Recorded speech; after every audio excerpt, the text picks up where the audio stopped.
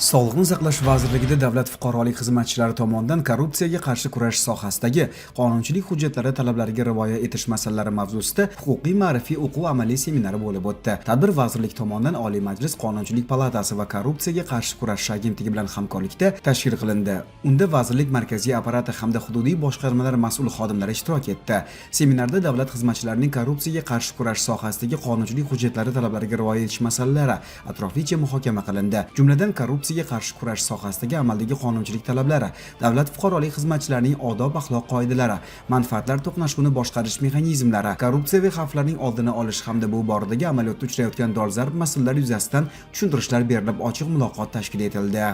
Tadbirda ta'kidlanganidek 2026 yil 22 iyunda qabul qilingan korrupsiyaga qarshi kurash samaradorligini oshirish va korrupsiyaga oid jinoyatlar uchun javobgarlik muqarrarligini ta'minlashga qaratilgan tegishli qonun bilan compliance nazorat tuzilmalarining huquqiy maqomi, xavfsizlik kafolatlari belgilanib, korrupsiyaning oldini olishda tashkilotdagi huquq va majburiyatlari tartibga solindi.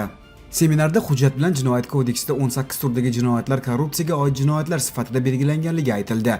Jumladan korrupsiyaga oid jinoyatlarni sodir etgan shaxslarning elektron reyestri yuritilishi, reyestrga kiritilgan shaxslarga davlat xizmatiga kirishi, saylanadigan lavozimlarga nomzodini ko'rsatishi, davlat xaridlarida qatnashishi taqiqlandi. Sog'liqni saqlash tizimida olib borilayotgan islohotlar natijasida keyingi 4 yilda sog'liqni saqlash sohasida ilk marotaba korrupsion jinoyatlar 5.6% kamayishga erishildi. Kelgusi maqsad bu ko'rsatkichni yanada pasaytirish. Tibbiyot sohasida korrupsion jinoyatlarning oqibati bilan emas, balki tibbiyot sohasida turli korrupsiyaviy omillarni o'z vaqtida aniqlash va bu orqali tibbiyot xodimlarining bilimini, malakasini oshirish, qaysi jarayonda, qaysi korrupsion xavflarda tibbiyot xodimi, umuman vazirlik tizimi xodimi o'zini qay darajada tutishi lozim ekanligi bilan bog'liq bir qator o'sha kerakli, zaruriy axborotlar berib o'tildi.